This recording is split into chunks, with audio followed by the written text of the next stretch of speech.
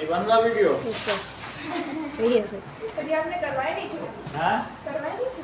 नहीं, ये मैं एक बार अच्छे से करा दूँ, थोड़ा सा बताया था पर नोट करो। चलो ऑन करिए ना।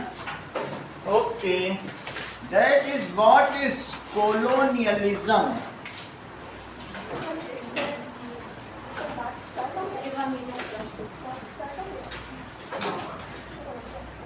Now, what is colonialism? Share note करो। Okay sir. Colonialism means one country ruling another. Colonialism means one country ruling another. और क्या करती है? To use its land, इससे उसकी जमीन इस्तेमाल, people and resources, people and rule करने का मतलब वो उसे सजाती संवारती नहीं है, बल्कि उसमें सामान ले जाती है। अगर राज करे तब तो ठीक है, जैसे मुगलों ने राज किया तो मुगल यहाँ से सामान कहीं ले नहीं गए, यहीं तो रखे रहे, तो मुगलों के लाज से नुकसान नहीं है। वो बल्कि दूसरी जगहों से लूट के लाए तो वो दिल्ली में रखे, वो बात अलग है, नादिर शाह लूट के ले गया। लेकिन ये लोग तो सब धीरे धीरे ड्रेन आउट कर रहे हैं। To use its land, people and resources. अगर ऐसा कोई करेगा, पीपल कैसे? हैं? लोगों को भी, भाई हमारे लोगों को उसने स्लेव बना बना के वहाँ भेजा, अमेरिका, अफ्रीका, ऑस्ट्रेलिया, और इसी जगह से जिस जगह जाओ 25% वहाँ पर इंडियन ही मिल रहा है अभी। जो स्लेव थे उन्होंने यहाँ बहुत अच्छा काम किया, पूरी दुनिया में हर जगह जाओ 20 से 25% इंडियन है।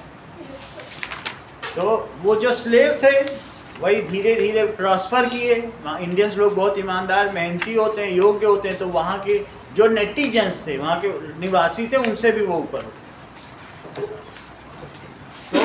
तो पीपल को भी भेजा, स्लेवरी तो तुम समझते हो ना, ट्रेड स्लेवरी, यहाँ से वहाँ भेजा जाना। और किसके लिए? For its own benefit, for its own benefit के लिए इस्तेमाल करना, यही कोलोनिज्म है। It causes hardship for people, ठीक है। It results in drainage of, क्या हो जाता है इससे? क्या होता है? Drainage of wealth and subsistence poverty, जिसकी अंतिम सीमा की जो पॉवर्टी होती है वो आता है। कोलोनियलिज्म एक बुरी चीज है, उपनिवेशवाद। इससे वो देश बिल्कुल ड्रेन आउट, जैसे किसी के शरीर से तुम खून ना चूस लो तो वो अंत में तड़फड़ा के मर जाएगा, वो है। चलो, that is what drew European power to India. तुमको मालूम है केवल एक ही देश नहीं आया, बहुत सारी यूरोपियन कंट्रीज आए। तो what drew European powers to India. अब जरा देखिए, European powers were drawn to India, that is European powers were attracted to India. क्यों अट्रैक्ट हुई India? Due to its immense wealth, मतलब इसकी जो वेल्थ थी ना, उसकी वजह से they wanted to fulfil their economic ambitions. They wanted to fulfil their, उनकी कुछ आर्थिक थी कि हम भी अमीर बन जाए, इकोनॉमिक एम्बिशंस। और सिर्फ यही नहीं, ambition and large scale religious convergence. तुम्हें मालूम है धर्म परिवर्तन क्या होता है? एकदम से दूसरे को उसके लिए लालच भी दी जाती है, तो उसी को एट्रोसिटीज भी तो कहा गया है। जो गोवा में किया गया, कितने लोगों को मार दिया गया, नहीं, चर्च मार दी थी। And large scale, Ankit note करो, लार्ज स्केल रिलीजियस कन्वर्जन्स। ये सबसे सिंपलेस्ट मैं लिखवा रहा हूँ जिससे कि आपको समझ में आ सके, आप वापस पढ़ सकें, ठीक है। इसमें कठिन आना सही से लिखा देगा। तीसरी चीज देखो, सर इसीलिए क्या बोलते गोवा का, क्या बोलते रिलीजन, क्या बोलते ट्रेडिशन खत्म हो गया है क्या? ट्रेडिशन वहाँ खत्म हो गया। गोवा में जाओगे तुम्हें बिल्कुल कॉस्मोपॉलिटन दिखेगा, वहाँ कुछ भी नहीं है भाई। क्रिश्चियनिटी भी वो क्यों अपनाएगा, जो अपना ही धर्म छोड़ चुका वो दूसरे धर्म को क्या अपना लेगा। आदमी का जो रूट है, रूट से उखाड़ के निकाल के कहीं डाल दो पेड़ को, तो क्या कुछ हो पाएगा उसका? तो वो उसका सब कल्चर चला जाएगा। गोवा का अपना कोई कल्चर नहीं है, ठीक है। गोवा में तो एक ऐसा बीच है जिसमें कपड़े पहन के जाना अलाउड नहीं, ऐसे ऐसे बीच है। तो अब गोवा में कौन जाएगा, क्या रहेगा, कोई कल्चर है इंडियन कल्चर, उसके कोई एथिक्स ही नहीं। अगला सवाल देखो, दैट इज, और गोवा जाना लोगों ने बंद कर दिया है क्योंकि वहाँ के टैक्सी ड्राइवर की इतना लूट है। अब लोग लक्षद्वीप जा रहे हैं, जिस चीज का तुमसे 50 रुपए लेना चाहिए उससे 1500 ले रहे, लूट ही लूट। तो तुम 26,000 लेके चलोगे, तुम्हारा 26,000 एक डेढ़ दिन में खत्म हो जाएगा। लूट रहे हैं वहाँ, ट्रांसपोर्ट में लूट रहे हैं, खाने पीने में लूट रहे हैं। ऐसे में टूरिस्ट आएगा, पूरा बर्बाद कर डालेगा। वहाँ के लोकल ड्राइवर्स ने, गवर्नमेंट ने कुछ किया ही नहीं। टूरिस्ट के लिए तो तुमको एक इकोनॉमिक देना चाहिए ना। अगली चीज देखो, ऐसा क्यों? क्योंकि वो चाहते ही नहीं कि वहाँ इंडियंस आए। वो एक डेस्टिनेशन प्लेस बन गया है यूरोपियंस के लिए। अब वहाँ इंडियन जाते ही नहीं महंगाई की वजह से, और वही पैसा यूरोपियंस के लिए सस्ता है। आपको मालूम है 300 रुपए किलो आलू तो अमेरिका में मिल रही है, तो अब वो उनको यहाँ पे सस्ते में 1,500 ले रहा। बहुत अच्छा है, घूमो। यहाँ इंडियन की हालत खराब की, 10 मिनट टैक्सी चली, 1,500 ले लिया, दोगे 1,500। वहाँ वो लोगों के लिए आसान है, तो वो चाहते हैं इंडियन से मुक्त हो जाए, इसलिए चाहते। ठीक है, अब अगला देखो, नाउ इकोनॉमिक। नेक्स्ट क्वेश्चन क्या है? दूसरा क्वेश्चन देखो,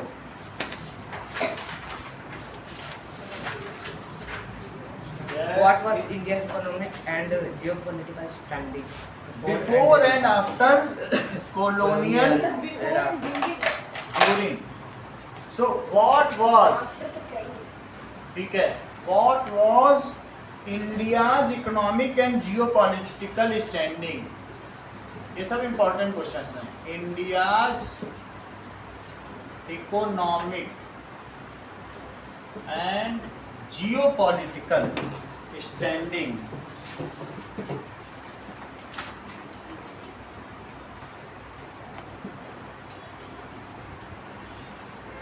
before and during colonial period।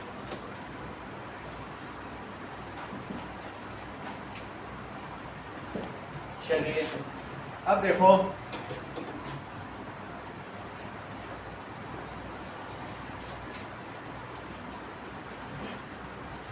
India was, पहला, इंडिया वाज एक्सपोर्टिंग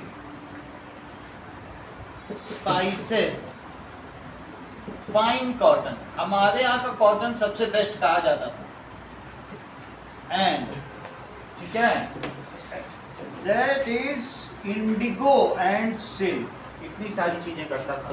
नील भी यहाँ से जाती थी। इंडिगो ब्लू कलर की होती है ना, कलर करने के लिए, डाई एंड सिल्क, टू सब जगह ये भेजता था, ठीक है, ऑल ओवर द वर्ल्ड। यही नहीं, चाइना में भी हम भेजते थे अपने स्पाइसेस। जहाँ जहाँ हमारा व्यापार होता था, केरला में अभी भी चले जाओ, ऐसे ऐसे बागान में घुमाएंगे, 300 तरीके की मसाले, तुम्हें महक से भरा हुआ है वो पूरा बगीचा। 10 रुपए का टिकट है, घुमाने में मजा आ जाएगा कि क्या क्या महक आ रही है। केरला में मसाले बहुत, ठीक है, सिल्क टू ऑल ओवर। ये कब था बताओ? सिल्क तो चाइना एक्सपोर्ट करता था। सिल्क मेन चाइना का था, लेकिन हमने चाइना से सीखा और हमने भी इसका किया। उतना नहीं था हमारा उत्पादन, चाइना से ही हमने सीखा कि किस तरीके से जो मलबेरी लीव्स है ना, शहतूत की पत्तियों पर जो उनके सिल्क के प्यूपा हैं, वो सब हमने भी उनसे सीखा। बट ये करते थे, ठीक है। मैसूर सिल्क, बनारस सिल्क, ये सब तो सिल्क हमारे यहाँ कहीं है सिल्क के साथ। तो ये बहुत पुरानी ट्रेडिशन है ऑल ओवर द वर्ल्ड। कब था बताओ? बिफोर colonial era, ठीक है। we were having the wealth of, we were contributing the trade of 1/4 of the world। हम पूरी ट्रेड, दुनिया में जितनी ट्रेड होती थी उसका 1/4 हम ही करते थे। या जीडीपी समझो, our GDP was 1/4 of the GDP of, सही है, बुक में लिखा हुआ है। Our GDP was 1/4 of the world। We have very ancient silk routes and sea routes for trades। हम पानी के रास्ते से भी व्यापार करते थे। नहीं। वो उतनी दूर तक नहीं जाते थे, हम ब्रिटेन और यूरोप तक नहीं जाते थे, ईरान तक तो जाते थे, यमन जाते थे, और भी बहुत सारे ऐसे कंट्री, जैसे समझ में आया कि नहीं, जैसे सऊदी अरब अमीरात का उस समय कुछ और नाम था, यमन भी था, यमन तो वही पुराना नाम है। तो जॉर्डन तक भी हमारा व्यापार था। तो some of the western countries में हमारा sea routes. We do trade by silk route. Silk route जानते हो, हिमालय से होता हुआ जाता है। Yes sir. और sea routes, we do our trades via sea routes. और उन सी रूट्स को किसने खराब कर दिया? जब शुरू में पुर्तगीज आए ना, उसमें उन्होंने वो क्या लगा दिया बताओ? करतास। करतास लगा दिया। तो that sea routes and silk routes, ये सब तो मैंने बात कर दी before colonial era. After colonial, अब आफ्टर कॉलोनियल एरा, हाँ पूछो। ट्रेडर्स के थर्ड वाया, थ्रू। वाया का मतलब क्या होता है? सर आपने फर्स्ट के आंसर में कोलोनियल, मतलब वाया में, जैसे मैं कहूँ मैं दिल्ली वाया जयपुर जा रही हूँ, जयपुर से होते हुए, जैसे तुम दिल्ली जा रही हो तो वाया जयपुर। मैं सोनल के घर वाया रिद्धिमा के घर जा रही हूँ। मैं रिद्धिमा के घर से होंगी और उनके किचन से निकल के सोनल के घर, ऐसा करें, मतलब वाया जानी वहाँ से। मतलब सर आपने कोलोनियलिज्म गलत लिखा है फर्स्ट आंसर में, फर्स्ट के आंसर में कोलोनियलिज्म, कोलोनियल लिखा है। कोलोनियलिज्म। ठीक करो, अगला देखो। अब नाउ अगली बात, आफ्टर कॉलोनियल ईरा क्या हुआ बोलो? आफ्टर कॉलोनियल, सर एन की जगह है ना कोलो एन कॉलोनियल, कोलोनियल, सही है। आफ्टर कॉलोनियल ईरा, ठीक है, Indian resources were exploited and our जो वेल्थ वाज ड्रेन्ड आउट। इतना तो हो ही गया ना। इंडियन रिसोर्सेज वर, इंडियन रिसोर्सेज वर एक्सप्लॉइटेड। एक्सप्लॉइटेड का मतलब दोहन किया गया था। सर आफ्टर का बता दो। नहीं, दोनों ही पूछा गया है। ड्यूरिंग पूछा गया है। तो ड्यूरिंग कॉलोनियल, आफ्टर तो बात होता है। नहीं, during colonial era it were exploited and our wealth was drained out. Was drained out. Now our GDP is reduced from 25% to 5%. उन्होंने क्या किया बताइए? They plundered our wealth equivalent to $45 trillion. उन्होंने कितनी लूट की? 45 ट्रिलियन दे प्लंडर्ड। हाँ 45 ही है बुक में तुम्हारे। आवर वेल्थ कितनी लूट की? 45 trillion equal to 45 trillion of now dollars. और इसके अलावा our GDP has reduced from 25% to 5%। Our GDP contribution to world, पूरे विश्व के हिसाब से देखा जाए, contribution to world has reduced from 25% to 5%। और क्या पूछा गया है? Geopolitical standing. अब आगे की बात क्या की गई है? जियोपॉलिटिकल भी देखो, देखो इसके अलावा मोस्ट ऑफ, तो उन्होंने क्या किया कि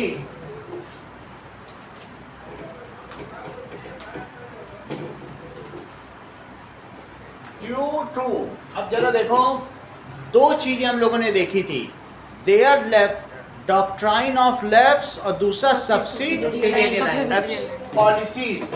due to their doctrine of lapse subsidiary And- subsidiary subsidiary alliance, और क्या था? And divide and rule policy. तीसरी चीज क्या थी? इसी में क्या हाँ, अब जियो पॉलिटिकल का बता रहे हैं। ये तो मैंने वेल्थ का बताया, अब जियो पॉलिटिकल ये and divide and rule policy से क्या हुआ? इंडियन प्रिंसेस 500 इंडियन प्रिंसेस थे उस समय, इजिली सब्जुगेटेड टू देम, उनकी अधीनता स्वीकार कर ली। एक्सेप्टेड सब्जुगेशन, सब्जुगेशन का क्या मतलब है? अधीनता। पॉलिसी अबाउट 500 प्रिंसली स्टेट, ठीक है, इजीली, और थोड़ा बहुत ही विरोध हुआ होगा कहीं, एक्सेप्टेड। सब्जुगेशन वर्ड तो तुमको याद रखना ही पड़ेगा, इस अकेले वर्ड का एक नंबर मिलेगा तुमको अगर लिख दो। सब्जुगेशन, अधीनता। सब्जुगेशन इसका मतलब क्या होता है?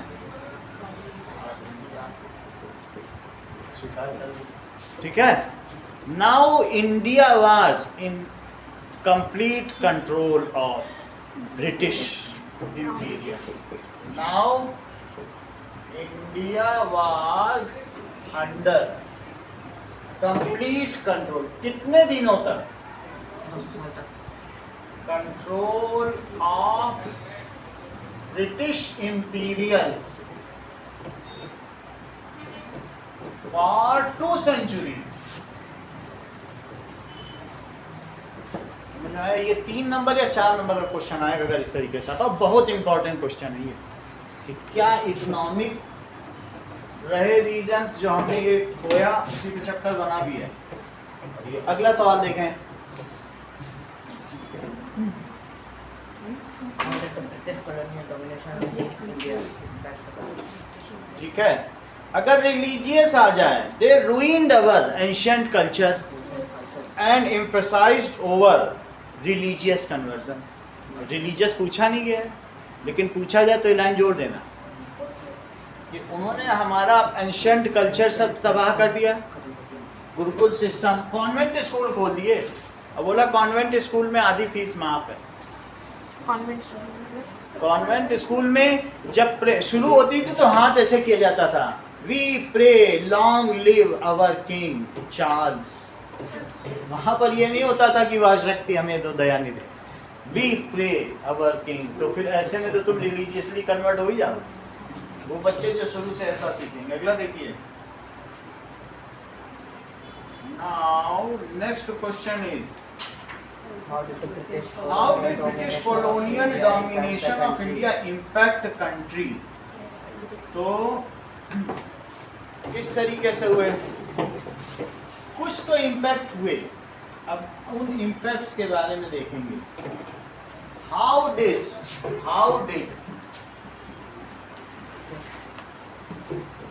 British colonialism impacted country, domination of India. British colonial domination of India impact country.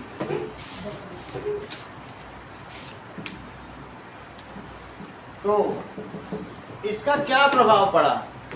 That is they imposed heavy taxes. किस पे टैक्स लगाए? On land and agriculture. Impose heavy revenue लिखो. दैट इज पैसा जो आता से रेवेन्यू भी करता है. On land revenue, land and agricultural products. इसके 7 पॉइंट हैं. Agricultural products. Most of the times farmer fail to pay it and their land is confiscated. ज़्यादातर समय फार्मर पे नहीं कर पाते थे. मोस्ट ऑफ द टाइम क्या होता था बोलो? टाइम्स फार्मर्स या पीपल फेल टू पे एंड देयर जो लैंड्स हैं या फील्ड्स हैं या फार्म्स हैं वर कन्फिस्केटेड. कन्फिस्केटेड का क्या मतलब होता है? जब्त कर लिया जाए.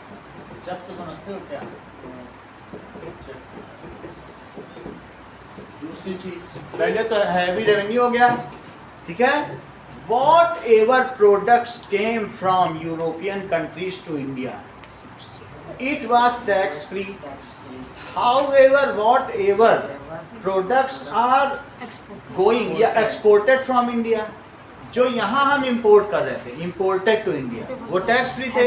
और exported from India, they levied heavy taxes. उस पर बहुत टैक्स लगा दिया. सर अभी क्या हो रहा है?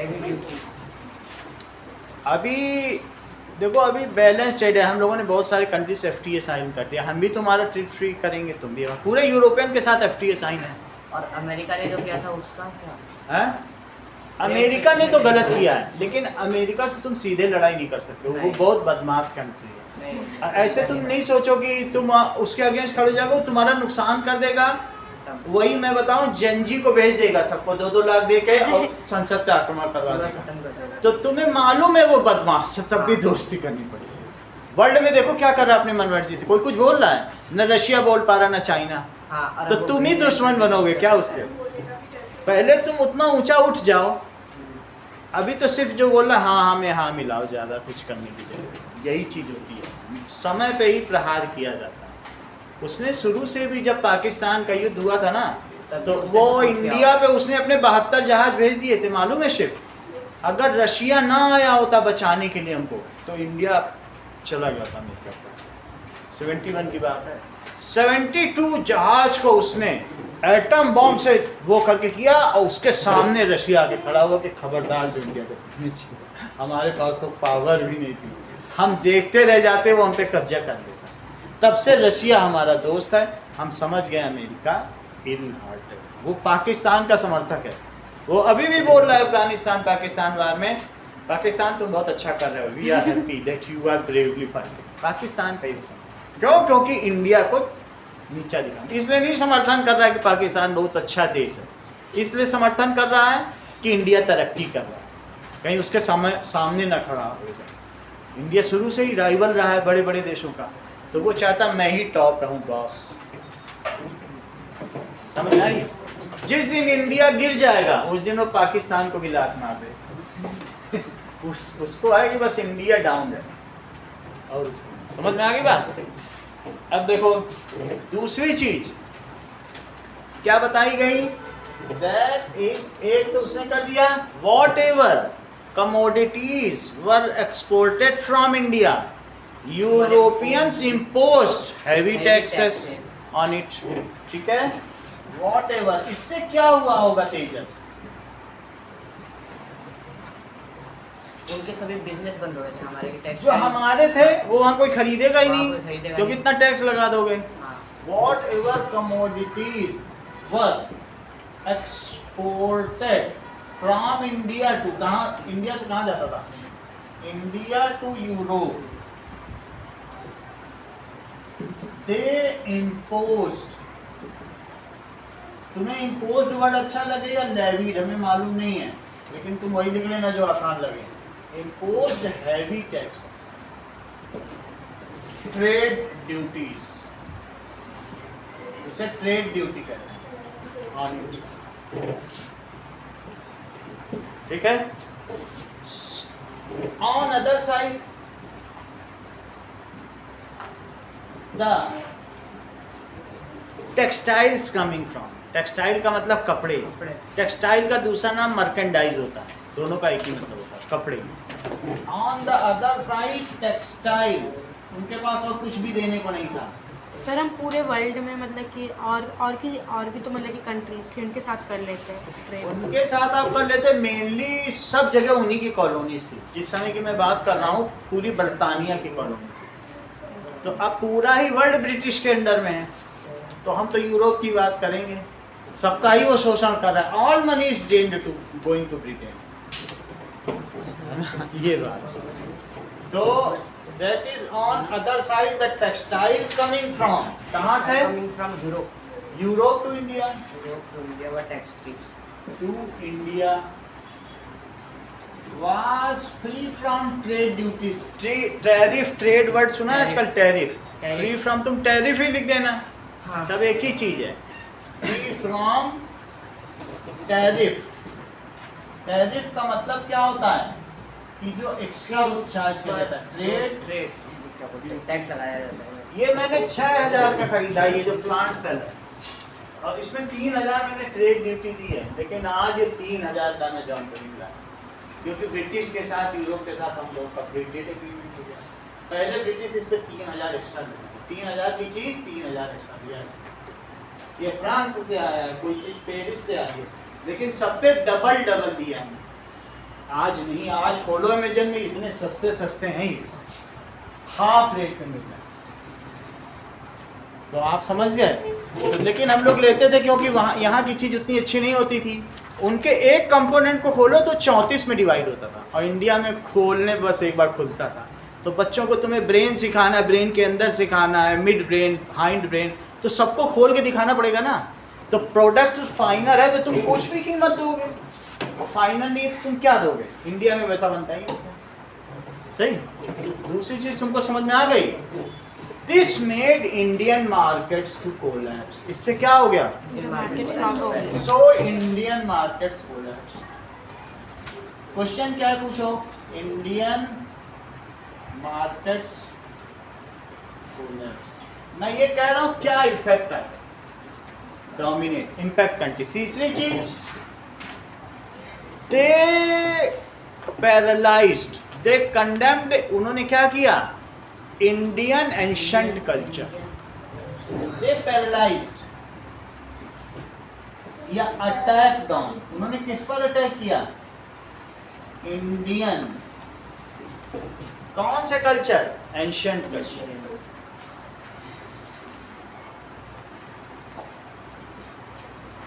ठीक है। दे डिसरिगार्डेड हिंदी, फारसी, फारसी जो यहाँ मुस्लिम थे उनकी भी लैंग्वेज का किया, उर्दू एंड संस्कृत। पंजाबी। उन्होंने मतलब मुख्य जो लैंग्वेज जिसमें वो जो हमारा लिटरेचर था, संस्कृत और फारसी को डिसरिगार्ड किया। दो लैंग्वेज है जिन पर हमारा लिटरेचर था, कौन कौन से थे, संस्कृत, दे फारसी। डिसरिगार्डेड। संस्कृत में ही सारा हमारा कल्चर था, जितने वेद थे, जितने भी लिटरेचर थे, और जो भी पाली, पाली किसकी थी, जो मैंने बताया ना तक्षशिला नालंदा की यूनिवर्सिटी जलाई गई थी, बौद्धों ने भी बहुत कुछ किया था। तो बौद्धों की भाषा पाली है। हाँ, तो दे डिसरिगार्डेड। इसको कौन कौन सी लैंग्वेज बोलो? संस्कृत, पाली, संस्कृत, एंड जो मुसलमानों की भाषा है फारसी, फारसी, पर्शियन पर्शियन, ठीक है, पर्शियन भी कह सकते पर्शियन, पर्शियन लैंग्वेज। और क्या उन्होंने प्रमोट किया? सो मतलब कि पहले किसी और ने नालंदा यूनिवर्सिटी जला दी, उसके बाद जो भी ज्ञान बचा उसको भी इन लोगों ने खराब कर दिया। जो उन्होंने क्या किया कि गुरुकुल सिस्टम ही हटा दिया। नहीं तो अकेले बंगाल में 10,000 गुरुकुल थे, और जो बच्चा कम दे सकता था वो कम देता था, जो ज़्यादा देता था उससे ज़्यादा लेते थे। मतलब हर बच्चा पढ़ लेता था आसानी से। लेकिन जब से कॉन्वेंट सिस्टम आया, सब पढ़ ही नहीं पा रहे, आउट ऑफ रीच हो गए। तो गुरुकुल सिस्टम जो चल रहा था उससे ज्ञान मिलता था बच्चों को, लेकिन उन्होंने कॉन्वेंट इसको डिसरिगार्ड किया। और क्या किया? They banned gurukul system. Gurukul system को, ये आगे है तुम्हारी इसी चैप्टर में, लेकिन मैंने पढ़ाया नहीं, लेकिन आप लिख लो। 10,000 गुरुकुल थे बंगाल में। दे बैंड, और क्या किया? हैं। गुरुकुल सिस्टम बैन कर दिया। गुरुकुल सिस्टम, जिसमें पेड़ के नीचे पढ़ाया जाता था, ज़्यादा पैसे ऐसे भी नहीं लगते थे। गुरुकुल सिस्टम एंड स्टार्टेड, क्या किया बताइए? Convent school and missionaries. Convent school की आड़ में मिशनरी चला रहे थे, बोलते थे राजा को सलाम करो, प्रणाम करो। सो दे स्टार्टेड। और कैसे स्टार्ट किया? उसको सब्सिडी भी दी, यहाँ पढ़ो छूट भी मिलेगी, कापी किताब भी मिलेगी, ड्रेस मिलेगी, और तुमको रहने के लिए घर भी देंगे। दे स्टार्टेड, क्या स्टार्ट किया बोलो? Convent school. अभी भी कॉन्वेंट स्कूल को हम लोग सुपीरियर मानते हैं। Yes convent school and opened missionary. Missionary का मिशन क्या होता है? धर्म परिवर्तन कराना है।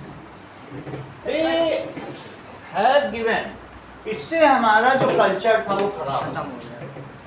हमारे ही लड़के अपने माता पिता की निंदा करने लगे, अरे ये क्या धोती कुर्ता पहनते हो, मैं तो सूट हैट पहन। तो बच्चे ही जब ऐसे हो जाएंगे तो पूरा अगली जनरेशन खराब कर डालेगी। पर्शियन की स्पेलिंग बताओ। हाँ, पर्शियन की स्पेलिंग ऐसा ही होगा क्या? पर्शियन, पहले बोलो तो लिखें ठीक। PRSIAN। ठीक कराओ, PRSIAN। सही कराओ तो हमारी भी एक्यूरेसी बढ़े। चलो अब अगला देखें। 3 चीज तो ये कर दी, इसका इम्पैक्ट बताना। Now new generation started कॉपिंग। जब इंग्लिश सीखने लगी, now English was compulsory, English पढ़ाना शुरू कर दिया। They started English language in their schools. इससे क्या होगा? जो सबसे पहले ओरली याद करते थे, अब क्या बोलते हैं? They started English language in convent school। और क्या कराया? And promoted European culture। जब बुक वहाँ इंग्लिश की पढ़ोगे तो वहीं के ही चैप्टर पढ़ोगे, उसमें लीजा नाम होगी, उसमें कमला नाम होगा क्या?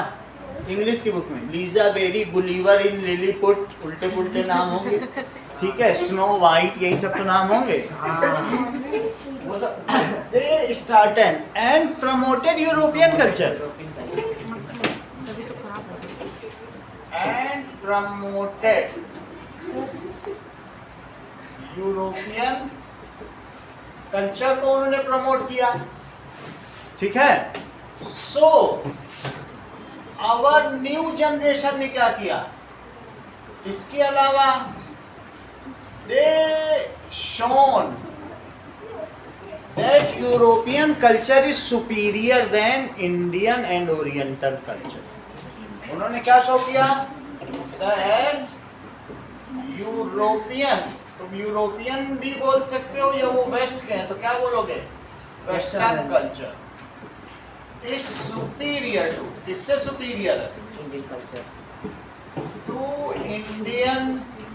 इंडियन बोलना भी ठीक है, ईस्टर्न बोलना भी ठीक है, और तुम ओरिएंटल बोल भी सकते हो। तुम्हें क्या अच्छा लगता है? ओरिएंटल कल्चर, वो पश्चिमी सभ्यता है और हम पूर्वी सभ्यता, हम पूर्व में पढ़ते हैं। Oriental, Oriental. सही है, ओरिएंटलिस्ट कहा जाता है। इतनी बात तो तुम्हें समझ में आ गई। Yes. So Indian new generation people, Indian people start copying their dress code, their eating style. तो ऐसे तुमने रख दिया।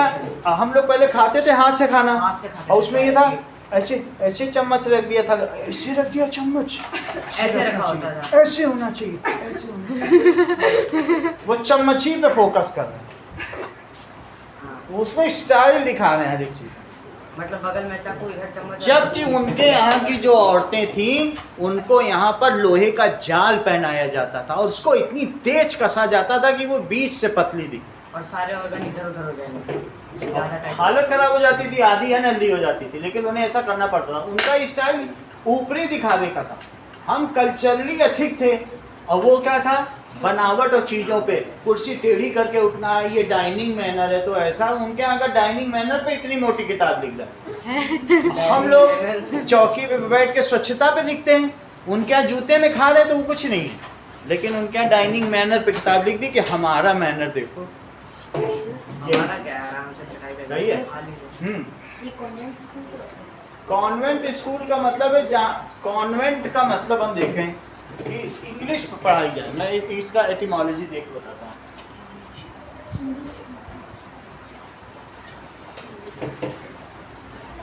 Etymology of convent.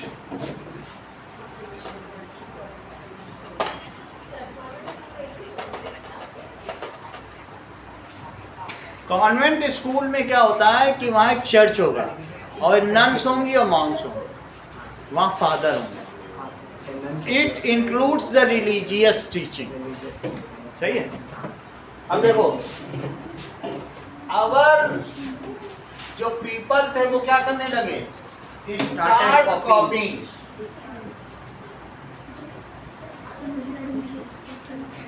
European dress code. अब हम लोग उनके ड्रेस कोड को कॉपी करने लगे एंड लिविंग स्टाइल। अब हमारे यहाँ कोई टोपी लगा के निकलता था इंडियन, तो हम लोग उसे कहते थे देखो बाबू जा रहा है। अब पहले पगड़ी लगा के निकलता था, साफा बांध के तो कुछ नहीं बोलते थे, लेकिन टोपी या हैट लगा ले, ठीक है। तो इस तरीके से उन्होंने हमको क्या किया? 4 पॉइंट काफी, इतने लिख देना बस। पहला, उन्होंने हमारा इंडस्ट्री फेल कर दिया, टैक्स लगा दिया। तीसरा, हमारा गुरुकुल नष्ट किया, और चौथा अपनी चीज सिखाई। नाउ इन जो feeling of nationalism in Indian people is completely degraded and we considered ourselves slaves. अब तुम जिससे कॉपी करोगे तुम उसे तो गुरु मानोगे। इसकी है ताश टेढ़ी, हम भी टेढ़ी करें। गुरु मानेंगे तुमको तो तुम्हारे खिलाफ जाएंगे क्या?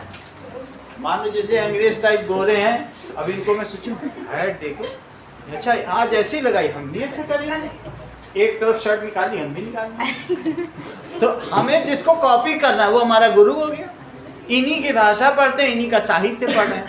नाउ द फीलिंग, तो गांधी जी ने सबसे पहले कहा अरे ये किताब हटाओ, नहीं तो हमारा देश तो और 200 साल गरीब रहेगा। बोले इंग्लिश लैंग्वेज नहीं चाहिए हमको, पहले ये सब हटाओ, वर्नाकुलर लाओ।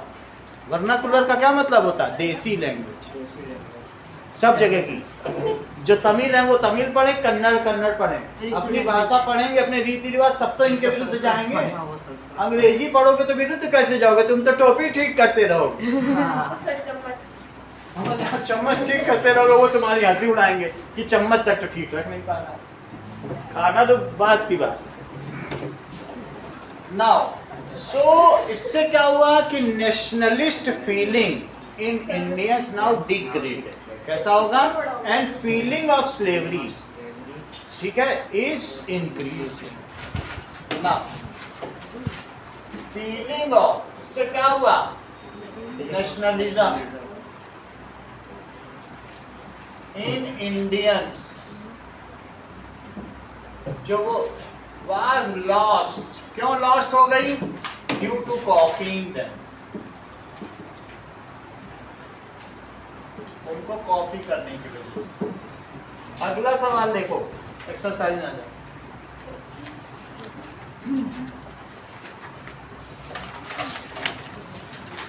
Now, that is, what is colonialism? Give 3 different definitions based on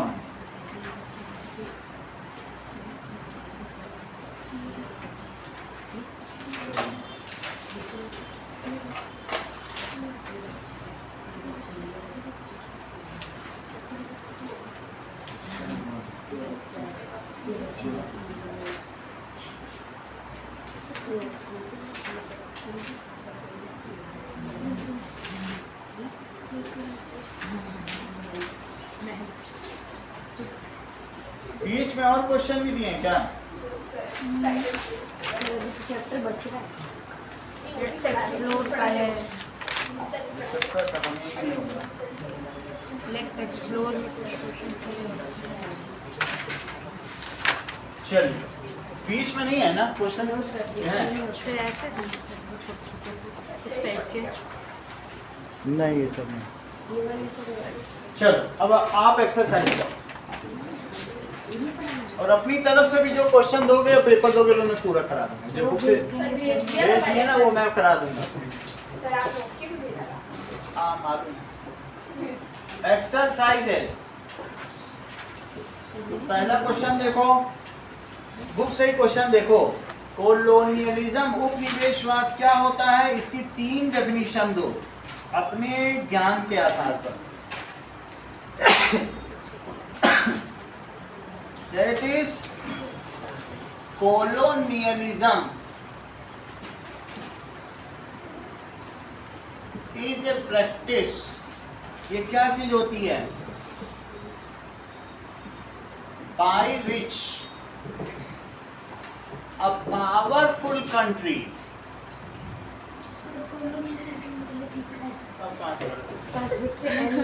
colonialism is a practice by which a powerful country क्या करती है?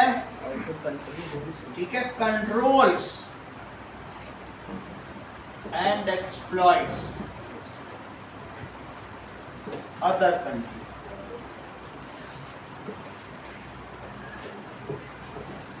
और रीजन जो ज्यादा शक्तिशाली है वो छोटे पे कब्जा कर ले, ठीक है। और क्या करें? पॉलिटिकली कैसे एक्सप्लॉइट करती है? इट एक्सप्लॉइट्स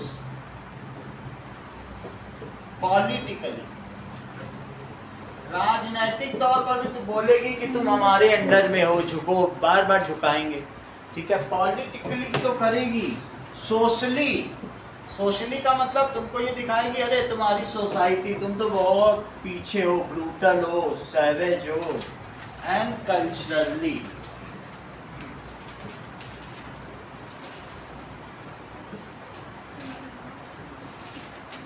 एंड इकोनॉमिकली, इस तरीके से प्रहार किया जाता है। जरा देखिए, अब हम इसकी 3 डेफिनेशन देंगे। सर तो अभी एक ही दी। कह रहा है कि डेफिनेशन, 3 डेफिनेशन दो। So definition from historical perspective, 3 definition.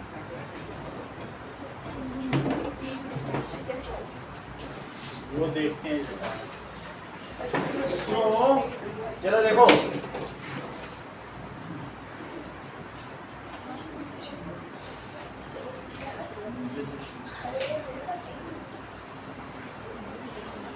पहले लिखो इकोनॉमिक पर्सपेक्टिव, यानी इसका मतलब क्या है कि वाणिज्यिक परिप्रेक्ष्य। हिंदी में इसका मतलब इकोनॉमिक्स का क्या मतलब होता है? वाणिज्य परिप्रेक्ष्य।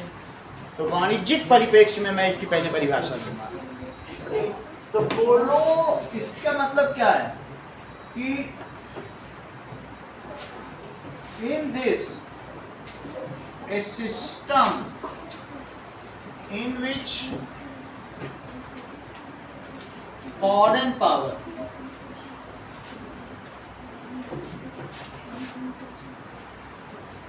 controls all resources of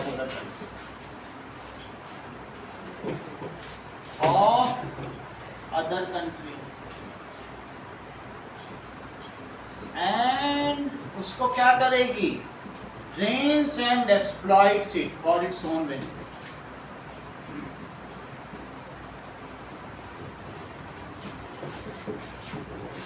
और its own shape जानते हो अपने लिए? नहीं जानते? own shape नहीं जानते तो benefit से लिखो. own shape के लिए. ये पहली डेफिनेशन हो गई. अब जरा देखो.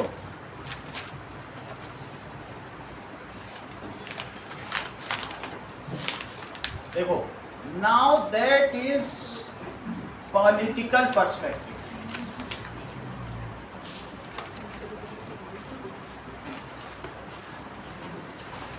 A system in which a foreign power, ठीक है, takes complete control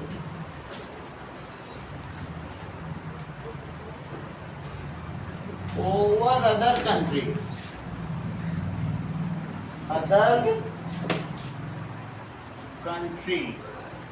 by direct confrontation, सीधी लड़ाई.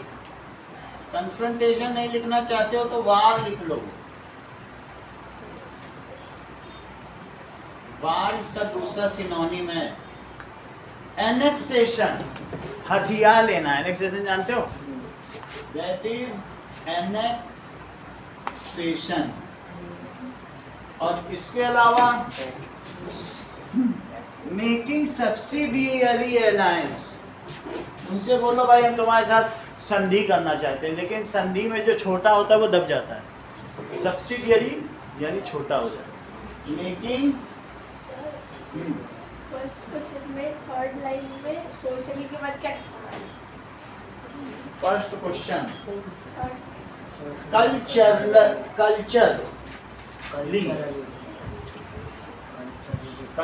का कैसे कल्चरली ए लिखो इसको.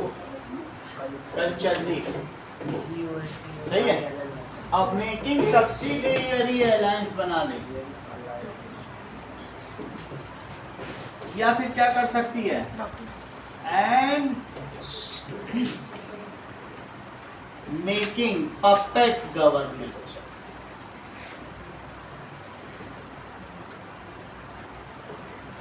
अगर ऐसा कोई वो करती है तो उसको कहेंगे पॉलिटिकल पर्सपेक्टिव से ये भी कॉलोनियलिज्म है. एक है कि तुम्हारे रिसोर्सेस को लेना शुरू कर दे. अफ्रीका में यही हो रहा है. सबसे ज्यादा हीरे सोने चांदी वही है. सब यूरोप जा रहे हैं. बेचारे अभी तक लड़ी नहीं पाए. साउथ अफ्रीका आज़ाद हो पाया, पूरा अफ्रीका अभी पूरा. कोई फ्रांस ले रहा है, स्पेन ले रहा है, कुछ नहीं है यूरोप में. वो दूसरों का खींच खींच के बस ले जा रहे हैं, उसी को बेच रहे हैं. कुछ नहीं. और उसके बदले उन्हें क्या मिल रहा है बताओ? जमीन से खोद के जो इंडस्ट्री, पानी, जहरीला पानी. नाइजीरियंस मर रहे हैं, नीग्रो मर रहे हैं, सब वहाँ के लोग जितने भी हैं, घाना, सूडान, चिटकांगो, भूखमरी की कगार पर पहुँच गए. सब कुछ होते हुए साहस ही नहीं उनमें कि कॉलोनियल के खिलाफ कर सकें. अब उन्होंने मारना शुरू कर दिया. तीर तलवार लेके जैसे ही ब्रिटिश दिखता है अब हंटिंग करनी शुरू. हाँ, अब बहुत खतरनाक स्थिति पहुंच गई है. ब्रिटिशर्स का वहाँ पर क्या, वो पेड़ों के ऊपर बैठ जाते हैं और तीर चला देते हैं. वो क्या करेंगे ब्रिटिशर्स? अब लूट मुश्किल हो रही है. इसलिए हम तुम जा सकते हैं, लेकिन आशीष जाएगा तो मारा जाएगा. वो बोलेंगे आ गया ब्रिटिशर. कोई बात तो खतरा बहुत ज्यादा है वहाँ। नहीं। क्या है? तीसरी डेफिनेशन समझो, ये तो दो बात बता दी कि चाहे उसको अपने अंडर में ले लिया, पपेट गवर्नमेंट ले लिया, और तीसरा पर्सपेक्टिव क्या है? पर्सपेक्टिव का मतलब परिप्रेक्ष्य, दृष्टिकोण। दृष्टिकोण तो समझते हो? Yes, sir. चलो, now next is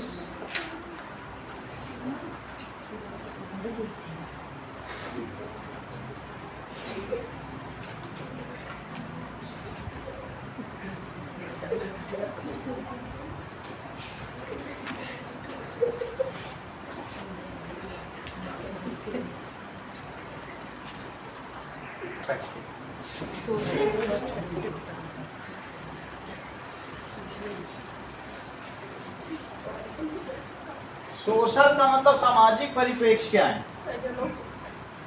That is there a system in which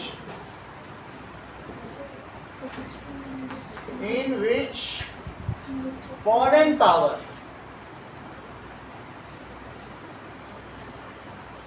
सब में फॉरेन पावर demean, वो demean कर दे।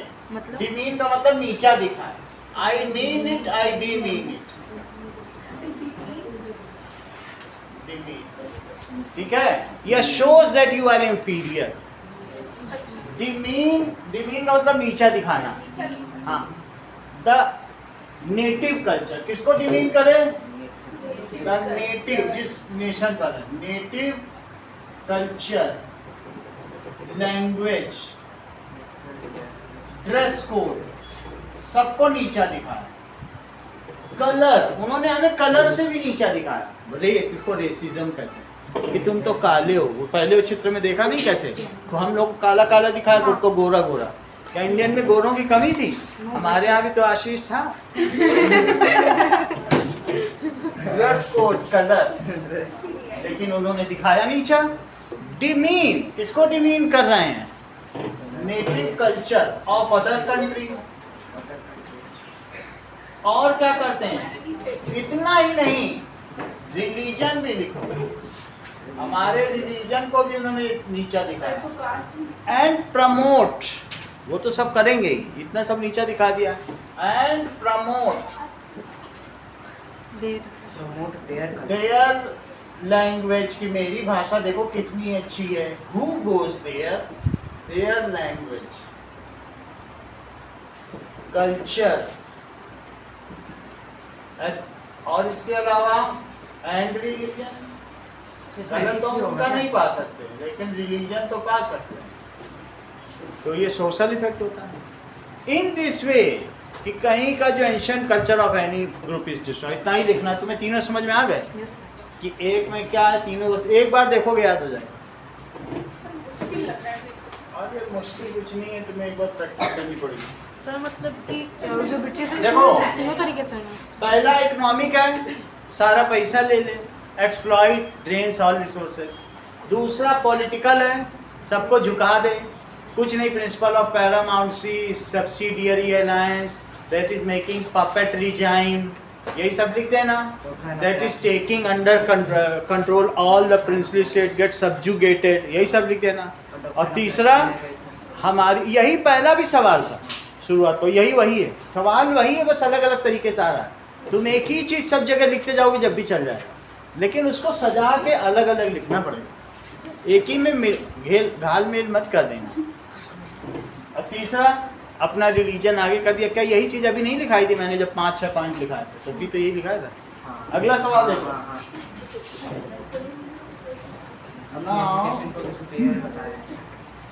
नेक्स्ट क्वेश्चन देखिए।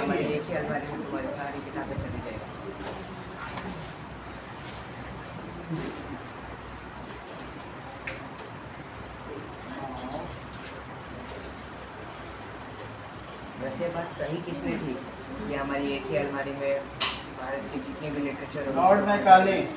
Lord Macaulay. चलो अगला क्वेश्चन देखिए।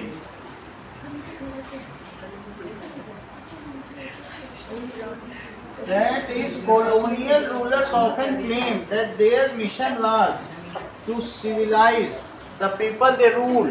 अभी रुक जाओ, अभी वो लोग हंस रहे हैं, इसे नॉर्मली हो जाए, सेटल हो जाए क्लास, फिर पढ़ेंगे। थोड़ी देर तो वेट करो, ठीक है। देखो ऐसा तो हम लोग कभी गिरता है तो हंसते नहीं,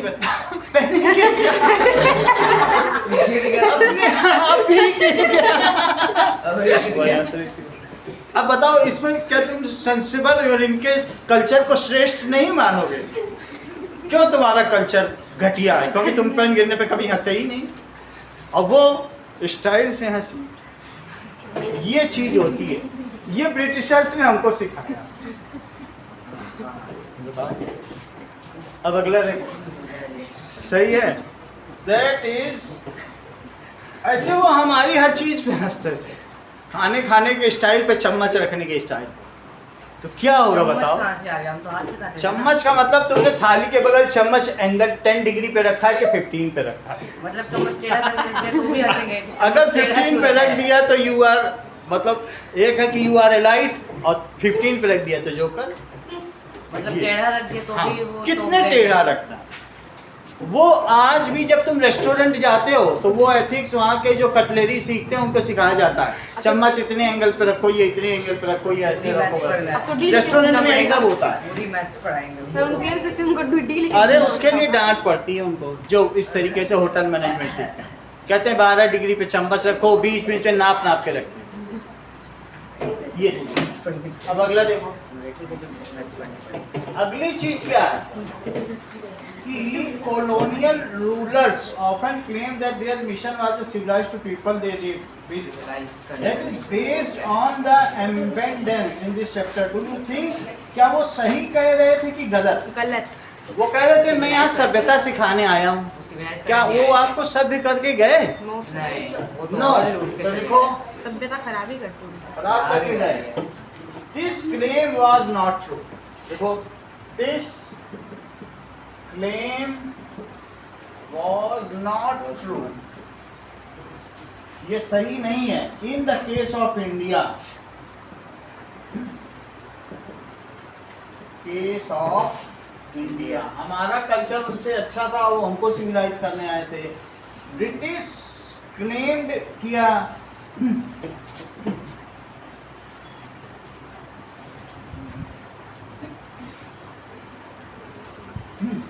their so-called claim, उनका क्लेम था ना, so-called claim of civilizing India, that is civilizing mission of India, mission of India was to cover, वो किसको कवर करने के लिए था? To cover their ill motives of exploitation. उनकी जो गंदी नीति थी ना, उसको छिपाने के लिए वो ऊपर से बोले थे अरे हम तो तुम्हें सभ्य बनाने आए, और पीछे पीछे धन लूटे ले जा रहे हो। गरीब आदमी तो भीख ही मांग सकता है कि सभ्य बनेगा, पहले आदमी को रोटी तो दो। तो यहाँ to cover their ill motives of exploitation and religious conversion, उसको कवर फायर दे रहे। Their ill motives of exploitation and religious conversion. and religious conversion.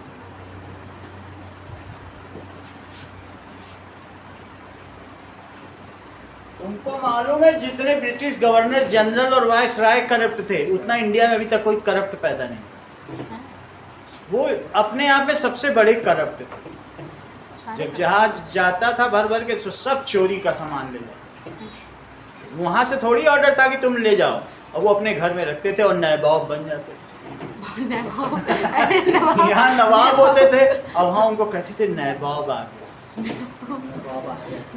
अगला सवाल देखो, ये समझ में आ गया तुमको? अगला सवाल बोलो। It is to just cover, their motive was not good, our culture was ancient and better than any European culture. Our culture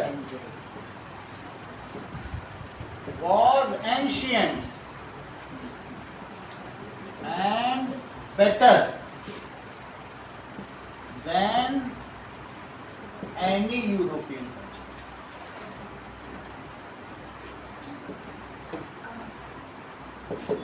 ठीक है, our Gurukul system was better than the convent system.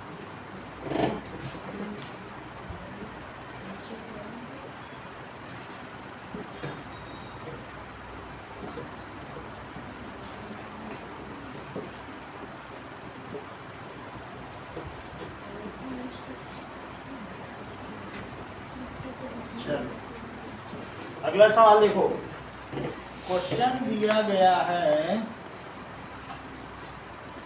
Question number 3 देखिए।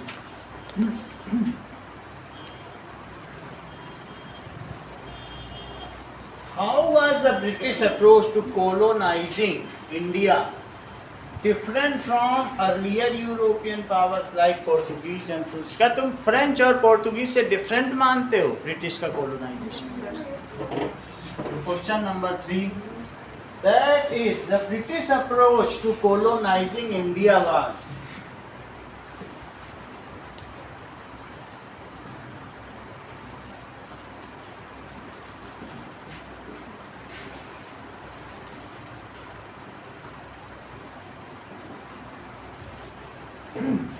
more systematic,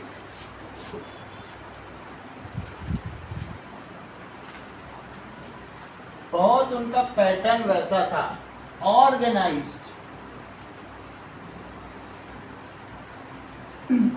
and long lasting.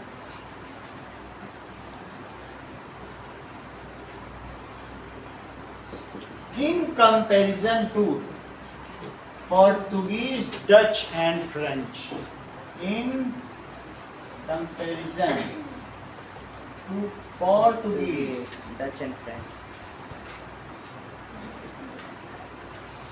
उन्होंने जल्दीबाजी नहीं की किसी चीज में, धीरे धीरे काम करे, मौका देखो। Dutch and French. Is the French उनके कंपैरिजन से, ठीक है।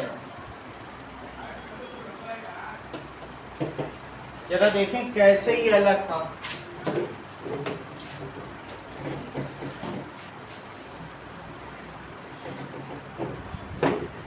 दोनों में ये भिन्नता कैसे है, उनके उद्देश्यों में भिन्नता कैसे है, उनके व्यापार में भिन्नता कैसे है, उनके कंट्रोल में भिन्नता कैसे है। We will see the difference between these two different European countries ऐसा ऑन वेरियस। डायरेक्ट लड़ने चले गए थे और एक व्यवहार करते रहे। यस, यही चीज है। बाद तो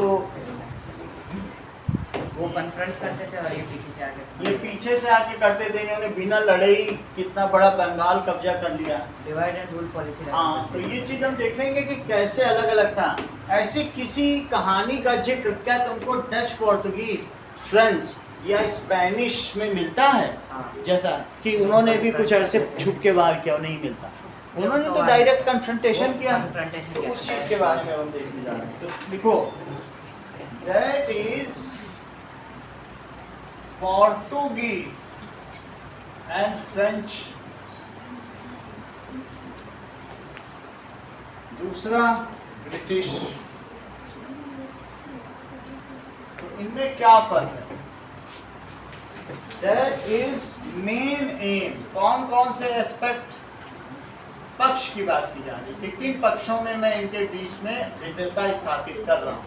पहला मेन एम, इनका मेन एम क्या था? That is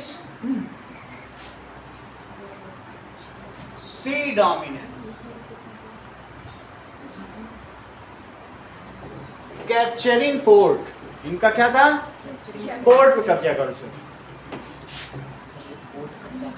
capturing ports port and trade of spices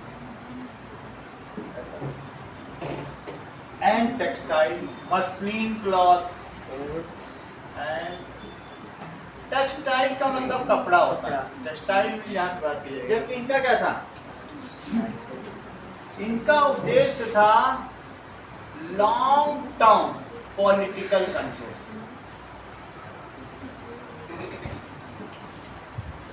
and economic exploitation.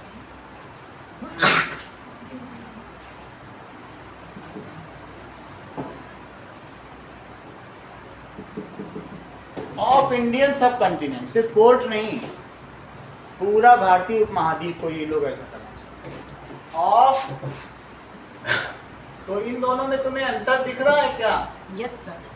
वो सिर्फ बंदरगाहों पर ही करते थे, दैट इज पोर्ट्स, सब कॉन्टिनेंट। ठीक है, ये ग्रीक वर्ड है। पोर्ट का दूसरा मतलब क्या होता है? बंदरगाह, जहां पर तुम अपने शिप को, जो उसके नीचे एंकर होता है, उसको बांधो, उसे बंदर कहते हैं। बंदर का मतलब बांधना, और गाह का मतलब घर, ऐसा घर जहां बांध सको, तो वो पोर्ट। तुमको मालूम है मुंबई CST छत्रपति शिवाजी टर्मिनल का नाम बोरी बंदर था। मतलब जो अभी छत्रपति शिवाजी महाराज टर्मिनल का नाम मुंबई CST है ना, बोरी बंदर कहता है। अगला देखो, मेन एंड तुम्हें समझ में आ गया दोनों में क्या फर्क है? अगली बात है Riddhima, territory control.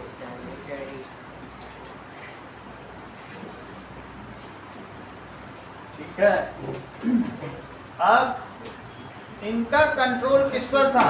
Limited to Goa and Pondicherry, limited to Goa. जब मैं गोवा की बात कर रहा हूँ तो पोर्तुगीज की बात कर रहा हूँ, बस वहीं वो सीमित रहेगा। वहीं पर थे वो सब। 1975 में गोवा छोड़ा है, आज हमारी आज़ादी के और 25 साल बाद। हाँ, वो बाद में आज़ाद हुआ था। बहुत बाद में आज़ाद हुआ, वो नहीं आ जाता, वो तब भी पोर्तुगीज वहाँ डटे पड़े थे। एंड पौंडीचेरी में कौन डटा था? फ्रेंच। बिल्कुल सही।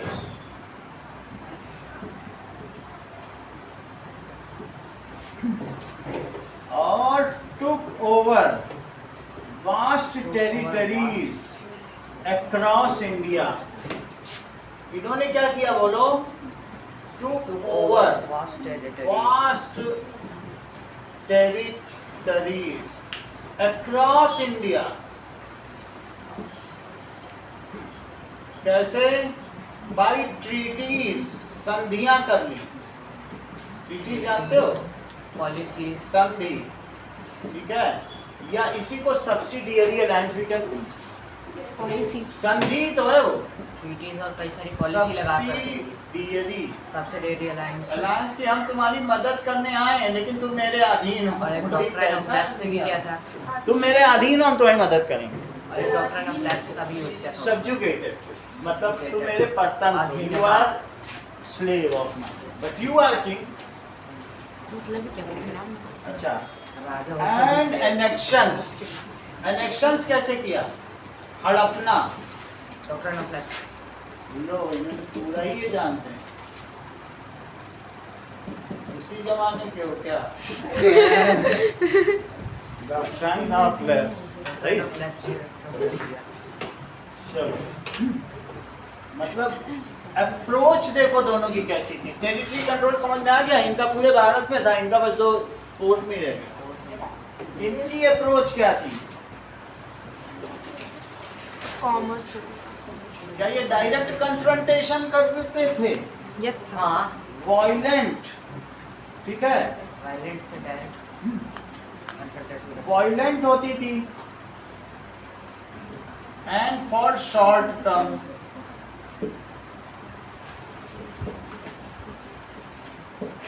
They do direct confrontation, direct war.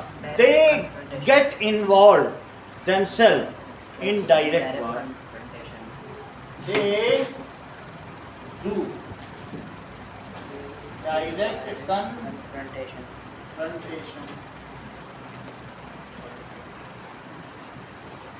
Confrontation का निशांत मतलब क्या हुआ? जब ये वार से बचते थे, ये चाहते थे इनका एक भी सिपाही न मारे, ठीक है, जबकि ये they use diplomacy and they use diplomacy and tactics, मतलब युक्ति, युक्ति समझते हो, यस सर। तरीका, ठीक है, to control region, control and capture region and focus on its long lasting control. ये नहीं कंट्रोल करा छोड़ दिया, वैसा नहीं, and focus on its long lasting, ठीक है। टिक की तरह के चिपक जाते हैं। हाँ, इनकी मिलिट्री स्ट्रेटेजी क्या थी? देखो मिलिट्री स्ट्रेटेजी क्या थी?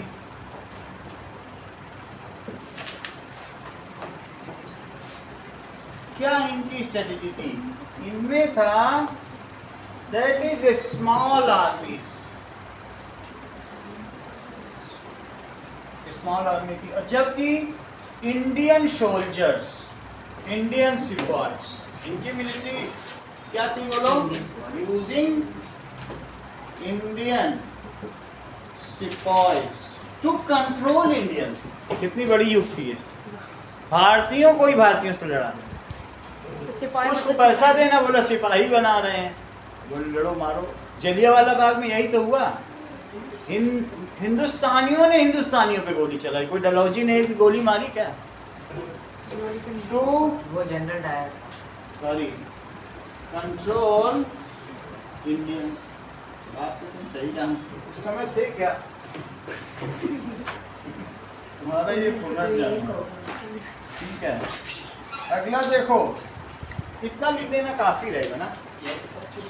तो फिर हम इसके आगे अब देखो, कल 10 से 12 पढ़ेंगे, अब आज कुछ थैंक यू सर। ठीक है, इसी को आगे मैं पूरा करा दूंगा।